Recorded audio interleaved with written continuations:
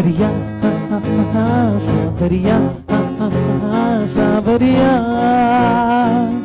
सावरिया डोली में बिठा के सितारों से सजा के जमाने से चुरा के ले जाएगा सावरिया सावरिया सावरिया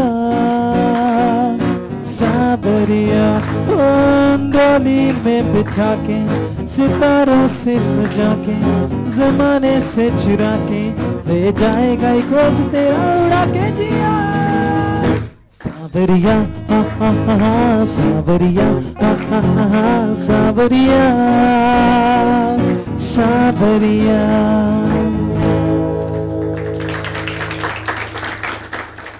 बहुत बढ़िया स्टेनले, बहुत बढ़िया सौरभ। हमारे जो इंडियन लॉ में है, एज की बात करते हैं तो 21 साल लड़कों की आयु रखी गई है शादी के लिए और 18 साल लड़कियों की।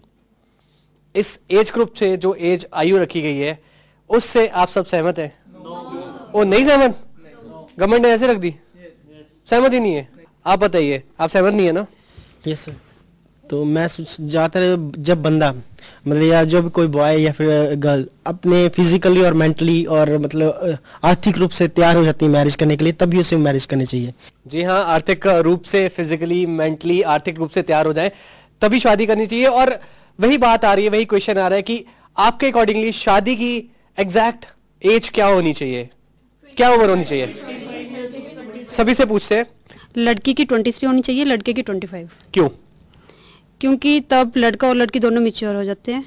Average age is 25, like the average age should be 25 for marriage, because it is the point when the boys or girls, they are through their graduation and they are almost settled in their life.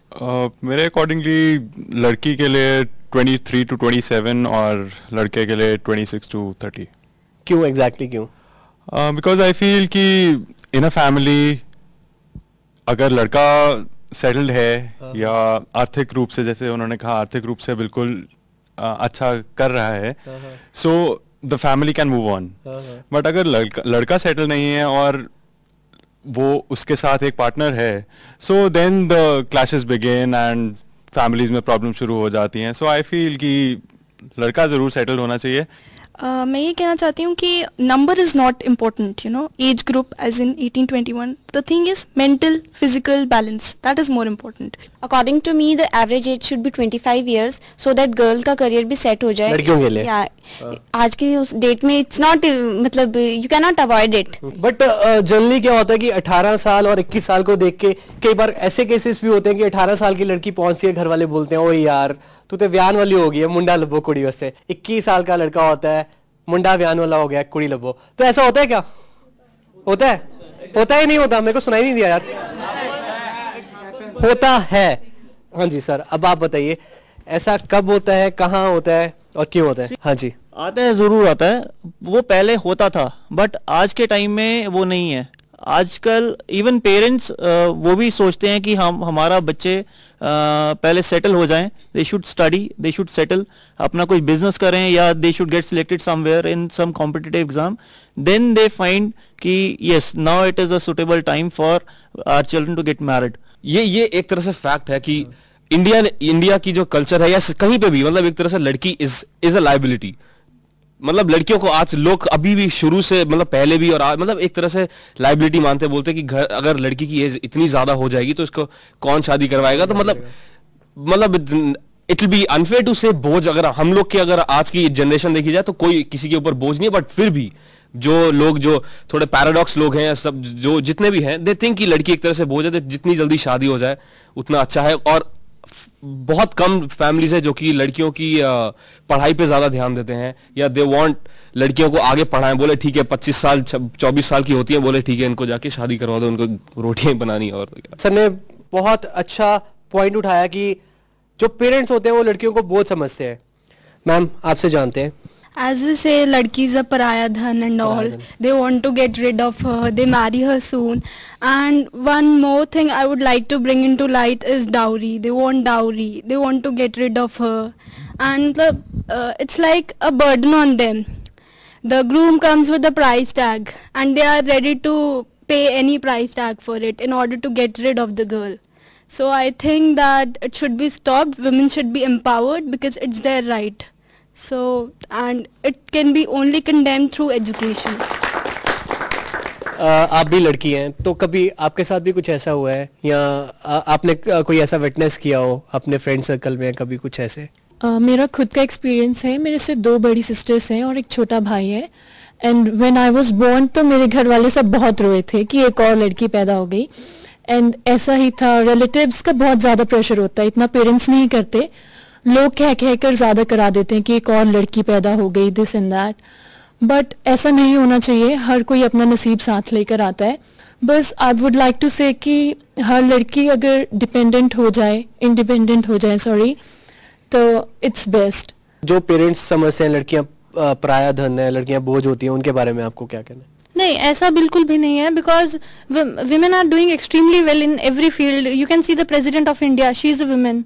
सो किसी भी field में आप देखते हो लड़कियां अच्छा करती हैं, they can beat the boys, it's nothing like that. And it's just that they should get the opportunity basically from the family, from the society. It's just the enthusiasm that they need. जी हाँ, बहुत अच्छा इन्होंने बोला कि लड़कियां हर एक field में बहुत आगे हैं, तालियां इनके लिए पहले. अब प्रोफेशन के बारे में बातें की जाए, हर कोई पार्टनर चाहता है, हर कोई यहाँ पर शादी करना चाहता है, तो उनके अकॉर्डिंगली उनके ऑपोजिट सेक्स का क्या प्रोफेशन होना चाहिए? Sir, profession whatever she feels comfortable in, whatever like she should not feel that it is a burden on her, so she can go for anything. She can go for anything. ये था इनका कहना. Sir से जानेंगे. हाँ जी, आप बताइए. I believe both husband and wife should be of same profession or somewhere related to it, because they can know and understand what the another person is facing. It doesn't matters, like if he is comfortable in any profession, it'll work for me. Okay. I don't want any specific profession as such. किसी कोई specific professions किसी के जहन में कि हाँ भाई ऐसा ही होना चाहिए, ये प्रोफेशन में होने चाहिए, कुछ ऐसा नहीं है क्या? कोई ऐसे स्पेसिफिक नहीं है? हाँ जी, ये कुछ कहना चाह रहे हैं. इनकी बहुत तमन्ना है जल्दी से जल्दी इनकी शादी हो और इनके अरमान खिल जाए. हाँ जी, मिस्टर अरमान, आपका नाम क्या है? आशीष. स्टिल अगर मैनेजमेंट लाइन या कुछ इससे मैनेजिंग से रिलेटेड हो तो it would be better, but ऐसा कुछ नहीं है कि कोई यही प्रोफेशन होना चाहिए. मैनेजमेंट ही क्यों? क्या आप अपने आप को मैनेज कराना चाहते हैं? Actually I am myself very much associated with this line. I am preparing for CAT, so इसीलिए थोड़ा कोऑर्डिनेशन में बेटर रहता है कि एक जैसा सोचते हैं. जैसे वो फील करे कि वो कंफर्टेबल है, तो उस तरह का प्रोफेशन उसका होना चाहिए. कि हम नहीं चाहें कि वो नौकरी करे और वो कंफर्टेबल नहीं है, तो प्रोफेशनल होनी चाहिए. मतलब यहाँ पर कोई ऐसे हैं कि जो बोलते हैं कि हाँ काम करने नहीं, मतलब घर पे काम करने वाली होनी चाहिए, मतलब हाउस होल्ड वर्क करने वाली, जॉब नहीं करने वाली होनी चाहिए. कुछ ऐसे हैं क्या? I don't think profession makes a difference. I think both of them can either work in one kind of a profession or may work in some in a very different sort of an alien sort of a profession for each other. But still, I think if they are able to understand and cope with themselves, I think it's entirely up to them if they can actually handle these things. I don't think profession can actually matter in these days. Okay. तो ऐसा होता है कि profession जैसे आप सबने बोला कि कोई भी चलेगा, तो लड़कों का प्रोफेशन है कि हाँ जी वो दिन की जॉब कर रहे हो, लड़की कॉल सेंटर में जॉब कर रही है जैसे मैडम कर रही हैं, तो वो तो मिल ही नहीं पाएंगे. तो ये सूट करता है, ये मैरिज आगे टिक पाएगी या नहीं? जैसे आप भी कॉल सेंटर में, तो what do you say about this? Actually, what I feel is it's all about the compatibility. If he understands me, he won't say anything. Rather than making fuss about my work, he would understand. But ऐसा भी होता है कि आप जैसे आपके would be की day shift है, आपकी नाइट शिफ्ट चल रही है, तो आप लोग मिलते ही नहीं है, तो उसमें कम्युनिकेशन नहीं होगी आप दोनों की. डोंट यू थिंक कि ये चीज आपके रिलेशनशिप को और कमजोर करेगी? No, I don't think so. No. नहीं होगा. As I said, no, compatibility is there, then it doesn't matter, right? So जी हाँ, it's all about the understanding. Understanding की बात करिए. इनकी बात से कौन सहमत नहीं है? अभी आप सहमत नहीं है? एक्चुअली मैरिज या कोई भी रिलेशन है उसका पहला मीनिंग यही है कि टू अंडरस्टैंड ईच अदर, और एक कम्युनिकेशन होनी चाहिए ताकि आप अपने आइडिया शेयर कर सकें. आपको प्रॉब्लम है, कुछ दुख है, सुख है, तो एटलीस्ट आप बात तो करें ना. तो जब तक कम्युनिकेशन नहीं होगी वो गैप एक आ ही जाता है. थोड़े टाइम के लिए चलता है, बट एक डिस्टेंस फिर क्रिएट होना शुरू हो जाता है, और फिर आप दूसरे पार्टनर को देखते हो एज इन कि अपने आइडिया शेयर करने के लिए। थोड़ी देर पहले आप सब कह रहे थे प्रोफेशन मैटर नहीं करता, कुछ नहीं करता जी। अब कॉल सेंटर की बात है यहाँ जी उसकी ऐसी होनी चाहिए कंडीशन, वो होना चाहिए, या ऐसा क्यों? अब पूरा आपका आइडिया चेंज हो गया, मतलब जो आपने पहले व्यू पॉइंट बोला वो चेंज हो चुका है। What is marriage? It is a relation of love and companionship. But if we talk about shifts at different times in the professions, different professions, in that particular thing, that companionship is absent. Different shifts की बात चली तो कई ऐसे cases भी होते हैं कि दोनों पार्टनर्स एक ही कंपनी में एक साथ सुबह से लेकर शाम तक एक दूसरे को देखते हैं, पहचानते हैं, और डोंट यू थिंक वो भी कुछ ऐसी चीज होती है कि होनी नहीं चाहिए? सर आप क्या कहते हैं, आपका क्या व्यू पॉइंट है इस बात में? डेफिनेटली ऐसा कई बार होता है कि पार्टनर एक ही कंपनी में एक साथ काम कर रहे हैं but still they are not getting the time for each other, क्योंकि see everybody most of the time this times everybody is working in the private sector, multinational में काम कर रहे हैं, सुबह से शाम तक एक दूसरे से मिल रहे हैं, they are waving to each other, okay yes I am having my lunch with my boss, you are having that reporting boss, she is having her lunch with the reporting boss, then where is the time to meet, where is the time to communicate with each other? Communication की बात चलिए तो सारा दिन इकट्ठा रहना, सारा दिन अगर सपोज अगर ऐसे पार्टनर्स भी हैं जो एक दूसरे को देखते रहते हैं, एक दूसरे से साथ सुबह से लेकर शाम तक बातें करते हैं, तो डोंट यू थिंक घर जाके उनके पास कुछ बातें करने को रहती नहीं है? डेफिनेटली टाइम तो रहेगा उनके पास, लेकिन मीनवाइल वो अपने वर्क प्रेशर में है, क्या पता उनके पास वो उनके पास अपने टाइम बच रहा है आगे कि नहीं। मान लो suppose they are meeting in the evening but they are busy in themselves, कि उनको अपना कल के लिए प्रिपेयर करना है जॉब, ठीक है, कल के उनके असाइनमेंट क्या है, whatever is that, so still the communication gap should be filled, otherwise there is no meaning of the marriage and all. If you are living together and अगर आप सेम ऑफिस भी होगा and if you are even working together, in that case क्या बात करने को रहेगी? अगर आप नहीं भी एक सेम ऑफिस में बात करते हैं, if you talk to person on a daily basis, can you find out things to be talked like for more than half an hour और 1 आवर? पूरा दिन अगर एक साथ रहोगे तो I think it's going to hamper each other space and कहीं ना कहीं इश्यूज रहेंगे, क्योंकि दूसरे पार्टनर को लगेगा कि may be you are having different friends and friend circle की प्रॉब्लम रह सकती है। आई बिलीव सेम कंपनी में unless you are very understanding and दोनों पार्टनर्स में बहुत अंडरस्टैंडिंग है। अब कंक्लूड ये किया जा सकता है कि प्रोफेशन मैटर करता है। अब प्रोफेशन से कोई प्रॉब्लम नहीं है, सेम प्रोफेशन हो सकता है, but being in the same company और being with each other 24 hours is going to be very tough. Very tough. मैं ये कहना चाहती हूँ कि जब तक कि तुम अपना काम घर पे नहीं लेके आते तब तक इट्स ऑल कूल।